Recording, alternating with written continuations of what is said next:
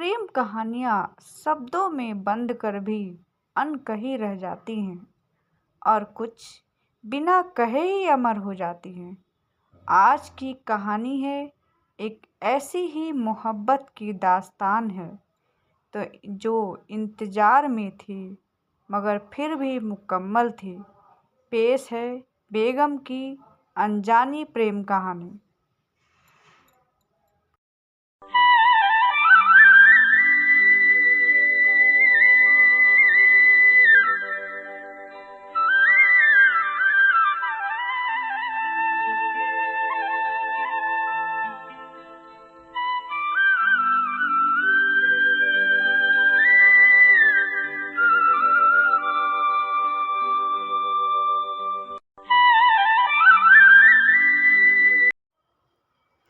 स्वागत है आप सभी का कहानियों के सफ़र माई दास्तान डायरीज में।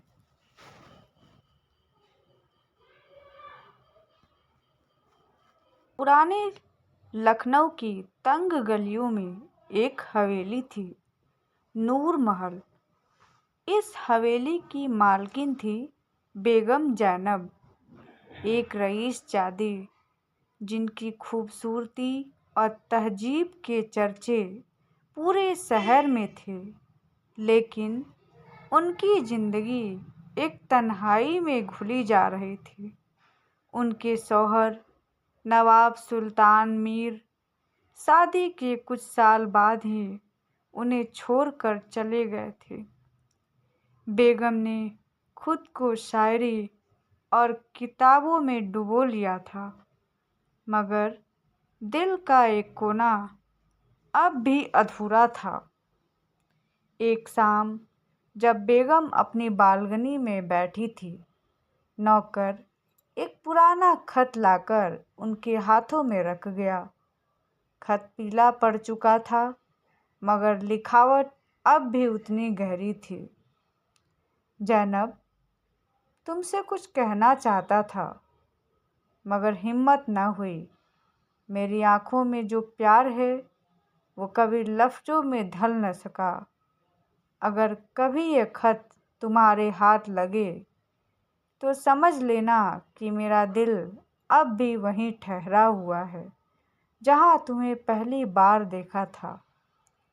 खत पर नाम नहीं था, मगर लिखावट जानी पहचानी लगी। बेगम के हाथ कांपने लगे। यह लफ्ज़ उन्हें कहीं अतीत में खींच ले गए। उनकी यादों में एक नाम उभर आया, इमरान। इमरान, जो कभी इस हवेली के मुख्तसर मुलाजिम करते थे,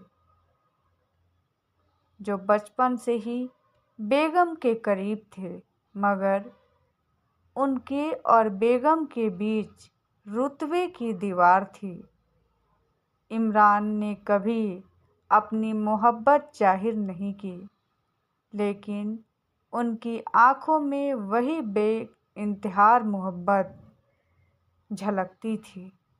जब बेगम की शादी हुई, इमरान चुपचाप शहर छोड़कर चला गया और अब इतने सालों बाद उसका खत आया था। क्या वह अब भी? बेगम ने अपनी सबसे वफादार दासी से इमरान के बारे में पता लगाने को कहा। कुछ दिनों बाद खबर आई, इमरान अब इस दुनिया में नहीं थे। उनका इंतज़ार हमेशा के लिए अधूरा रह गया था। उस रात बेगम ने पहली बार अपनी तन्हाई को महसूस किया। उन्होंने वो खत सीने से लगाया और आसमान की ओर देखा। चांदनी रात में उन्हें लगा जैसे कोई उन्हें दूर से देख रहा हो।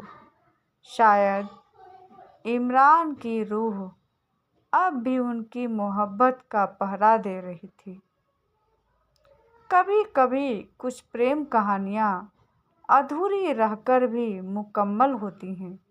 बेगम और इमरान की कहानी भी एक ऐसी ही दास्तान थी जिसमें इजहार तो नहीं हुआ मगर इश्क हमेशा जिंदा रहा। क्या आपके दिल में भी कोई अनकही दास्तान छुपी है? हमें कमेंट में ज़रूर बताएं और ऐसी ही दिल छू लेने वाली कहानियों के लिए माय दास्तान डायरीज़ को सब्सक्राइब करें।